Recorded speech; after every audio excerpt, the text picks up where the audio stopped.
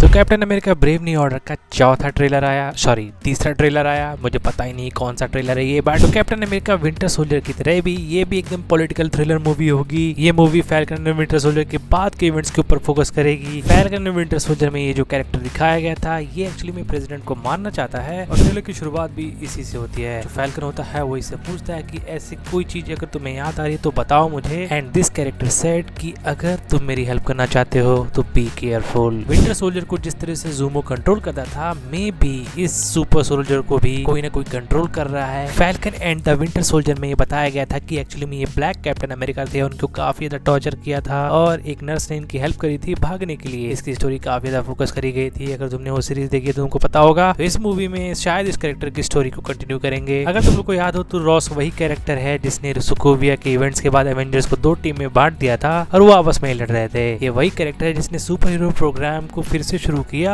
और एक्चुअली में एबॉमिनेशन का कैरेक्टर इसी की वजह से एग्जिस्ट करता है। हीरोस का कैरेक्टर खुद रेड हल्क बन गया है। हीरोस का कैरेक्टर एक्चुअली में हो सकता है ये ब्लैक कैप्टन अमेरिका का जो हश्र हुआ उसके पीछे भी ये ही जिम्मेदार हो सकता है रॉस का कैरेक्टर कुछ इविल कर रहा है और उस इविल काम को रोकने के लिए ये ब्लैक कैप्टन अमेरिका रॉस के कैरेक्टर यानी प्रेसिडेंट को मारना चाहता है। इसका प्रेसिडेंट बनना मे बी हमारे इस वर्ल्ड के लिए बिल्कुल भी सही नहीं है। जिस तरह से एक्चुअली में आयरन मैन 2 में इन भाई साहब को रिकास्ट कर दिया गया था।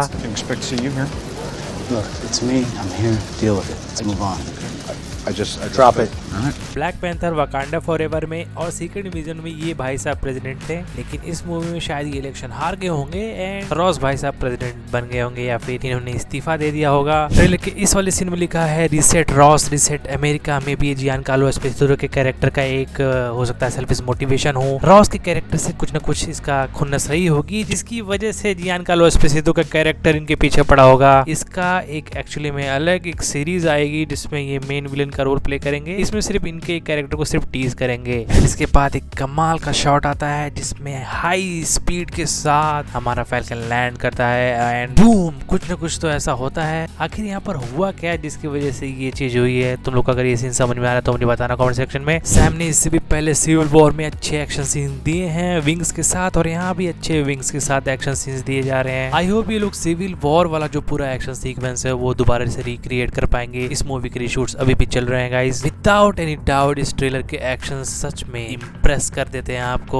This movie filled with good action sequence, जैसे कि ये मिसाइल फोड़ने वाला जो सीन था या फिर रेड हल्क से लड़ते वक्त ये जो पूरा का पूरा एक कार को चीर कर निकलता है हमारा सैम का कैरेक्टर, ये भी काफी कमाल का सीन था। दिस न्यू ट्रेलर जो हमें तियामत सेलेस्टियल था उसके एक्चुअली में कई सारे स्टिल्स हमें दिखाए जाते हैं। इटर्नल मूवी में जो तियामत का इमरजेंस होता है उसकी वजह से ही एक्चुअली में ये जो सेलेस्टियल होता है ये अपीयर होता है। सिनेमाकॉन के ट्रेलर फुटेज में एक्चुअली में किसी रॉ मेटल की बात हो रही थी जो कि इस सेलेस्टियल के बॉडी में से रॉ फॉर्म में निकाला जा रहा है। मे बी वो शायद एडमेंटियम है जिसके पीछे जियानकार्लो एस्पेसितो का कैरेक्टर लगा हो। इसके बारे में सैम एंड हमारा नया फैल्कन इन्वेस्टिगेट करेंगे, लेकिन ये बाद में अरेस्ट क्यों जाते हैं दैट्स अ मिस्ट्री। मूवी में लार्ज हेड द लीडर को भी दिखाया जाएगा और ये क्या करेगा पूरी मूवी में, इस चीज को लेकर काफी ज्यादा मिस्ट्री है। मूवी में हो सकता है हल्क भी हो, इसको ट्रेलर में इन लोगों ने रिवील नहीं किया, प्रॉब्लम भी होगा मूवी में बिकॉज अगर रेड हल्क है तो मतलब हल्क का होना भी बनता है। जो सुपर हीरो सीरम था उसके कुछ साइड इफेक्ट होते हैं, जैसे ज़ूमो जो होता है वो एक्चुअली में बकी को यूज करता है। इन दिस सीन एक्चुअली में रेड हल्क जब ट्रांसफॉर्म होता है वो